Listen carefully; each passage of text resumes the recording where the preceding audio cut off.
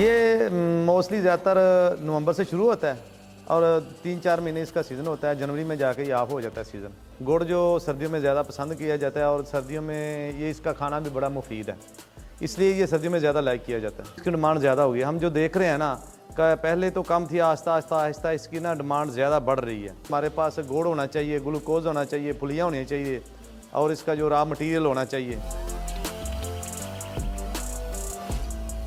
जी, सबसे पहले तो हम इसका जो गुड़ होता है ना, उसको बॉयल करके उसकी चाश बनाते हैं और उसके बाद हम फुलियाँ को जो अच्छी तरह छान के उसका सफाई करके फिर उसको चाश के अंदर डालते हैं। डालने के बाद उसमें घी वगैरह मिलाते हैं। चावल ऐसे एक प्रोसेस से गुजरता है, उसको पहले बॉयल किया जाता है, बॉयल के बाद फिर उसको फ्राई किया जाता है एक रेत में, फिर उसको मिक्स करते हैं, ग्लूकोज डालते हैं, चीनी डालते हैं, फिर उसको मिक्स करते हैं। मिक्स करके उसके बाद दोबारा हम अपने वो जो फटे होते हैं उस पर डाल के ना उसकी कटाई करते हैं फ़ौरन।